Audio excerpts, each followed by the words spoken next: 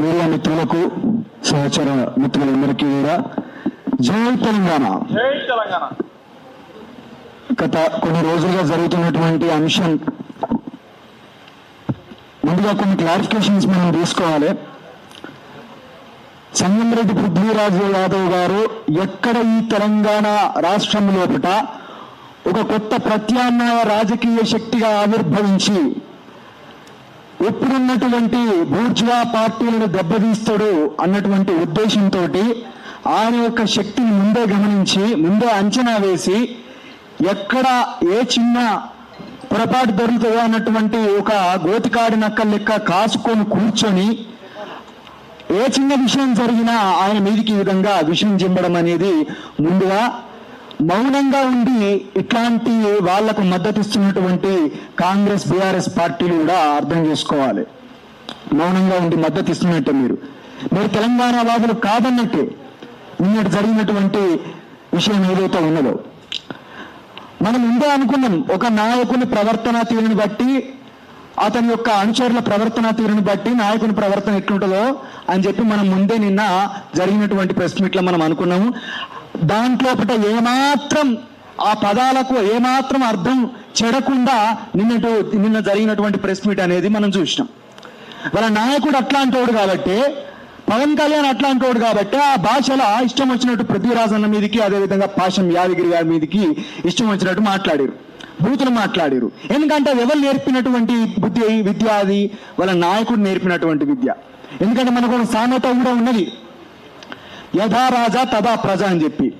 నువ్వు ఎవరిని అనుసరిస్తున్నావు? నేను పవన్ కళ్యాణ్ ఫ్యాన్ని అంటున్నావు, పవన్ కళ్యాణ్ అనుచరులం అంటున్నారు కాబట్టి, అతను పెట్టినటువంటి పార్టీలో పట్టిన మీరు ఈరోజు ఉన్నారు కాబట్టి, తెలంగాణ అస్తిత్వం మూలాలు లేనటువంటి పార్టీలో పట్టిన మీరు ఉన్నారు కాబట్టి ఈరోజు ఆంధ్ర పెత్తందారులకు బానిసలైపోయిండు. అరే పవన్ కళ్యాణే చంద్రబాబు దగ్గర ఒక బానిస. ఆ బానిస దగ్గర మీరు ఈరోజు బానిసలైపోయి ఇష్టం వచ్చినట్టు మాట్లాడితే తెలంగాణ సమాజం ఊకోదు. ఇంకొక విషయం ఏంటంటే, చాలా మంది తెలంగాణ లోపల ఉన్నటువంటి ప్రజలు కూడా ఇంకా ప్రాంతీయవాదం ఏంది, ఇంకా తెలంగాణ ఆంధ్ర ఏందని చెప్పినటువంటి విషయాన్ని మాట్లాడుతూ ఉన్నారు.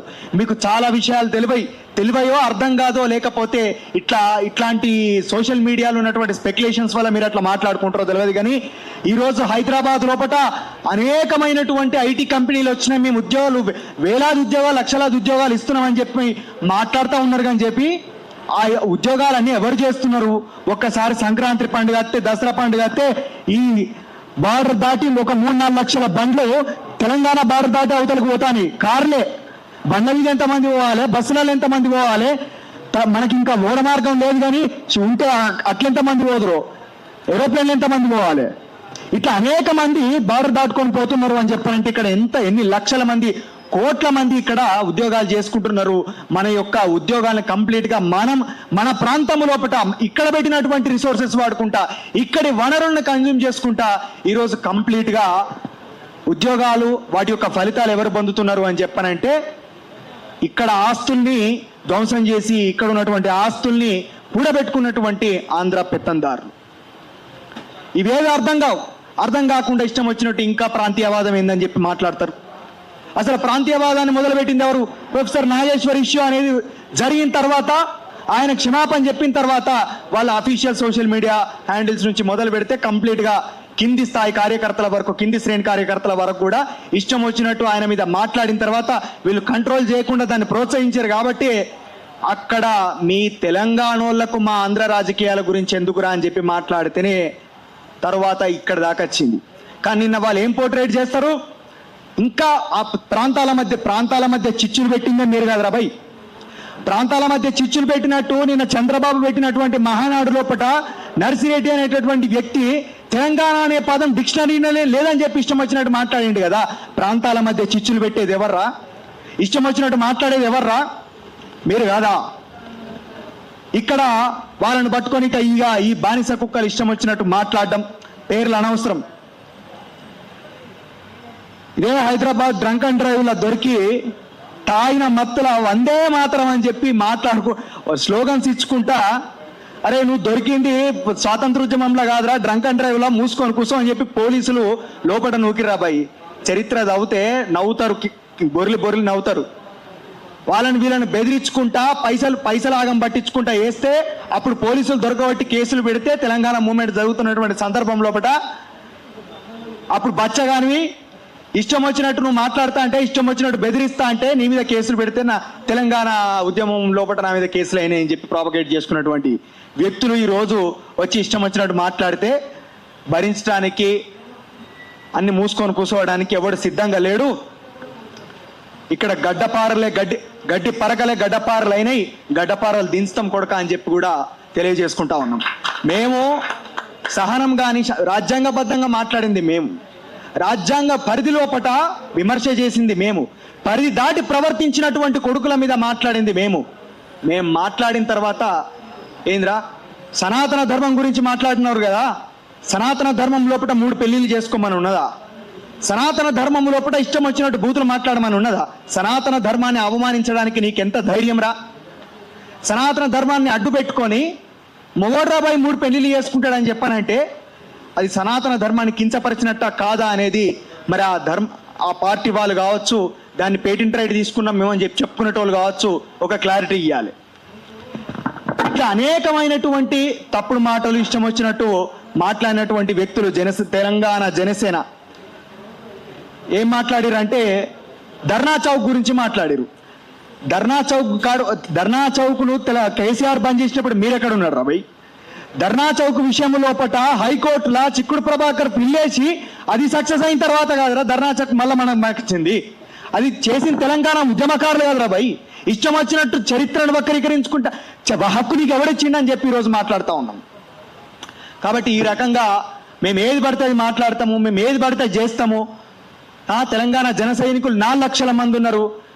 4 లక్షల మంది ఉంటే మేము 4 కోట్ల మంది ఉన్నాం. ఒక్కటే దెబ్బ కొడుక తుణుకలు అవుతావు.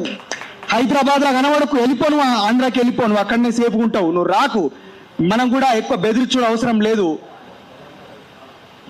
బానిసలు అవసరం లేదు. తెలంగాణకు యోధులు కావాలి.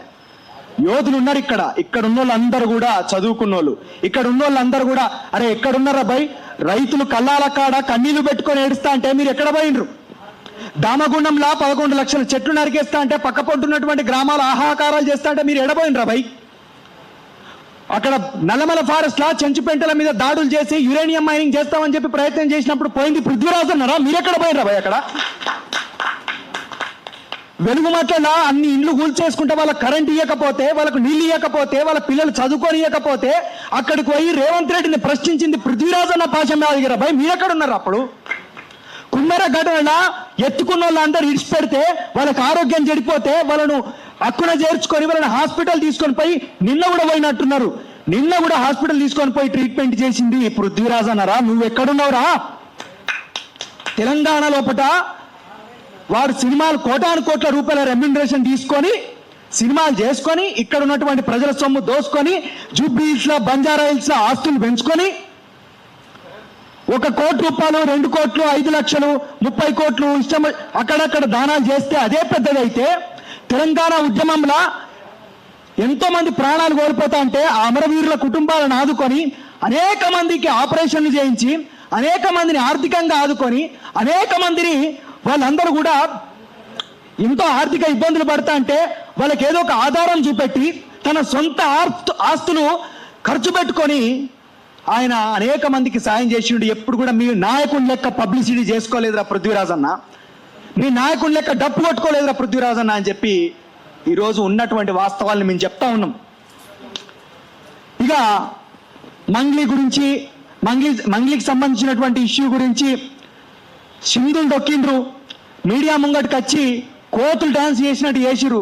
ఏమైనా బాయ్ మళ్ళా 2 కోట్ల రూపాయలు మంగ్లీ దగ్గర తీసుకొని మన బండి భాగీరాజు ఇష్యూ రాగానే కథం ఆ బుచ్చటను సైలెంట్ చేసి అమ్ముడుమైనటువంటి నా కొడుకులు మీరంతా కూడా ఇలా మీరు వచ్చి మాట్లాడుతారు ఆ పృథ్వీరాజ్ అన్న గురించి. అరే రేవంత్ రెడ్డి నుంచి కేసీఆర్ దాకా, చంద్రబాబు నుంచి కిషన్ రెడ్డి దాకా ప్రతి ఒక్కరు కూడా పార్టీలకు రమ్మని కోట్లాది రూపాయల ఆశ చూపెట్టినప్పటికీ కూడా, ఎన్నో ప్రలోభాలకు గురి చేసినప్పటికీ కూడా దేనికి లొంగకుండా తెలంగాణ అస్తిత్వం కోసము, తెలంగాణ విద్య, వైద్యము, చదువు ఈ తెలంగాణలో ఉన్నటువంటి ప్రజలందరికీ కూడా సామాజిక న్యాయం జరగాలని చెప్పి పోరాటం చేసి ఇప్పటి వరకు దాన్ని కొనసాగిస్తున్నటువంటి వ్యక్తి, అమ్ముడు పోనటువంటి వ్యక్తి పృథ్వీరాజ్ అన్న యొక్క కాలి గోటి మీద ఉన్నటువంటి మురికికి సరిపోతారా మీరు మీ నాయకుడు? మాట్లాడితే తూటాలు బయటికి వస్తాయి బిడ్డ, బతకరు. ఇట్లా అనేక మంది ఉన్నారు. పృథ్వీరాజ్ అన్న కావచ్చు, పాశం యాదగిరి గారే కావచ్చు, అనేక మంది తెలంగాణ ఉద్యమకారులు.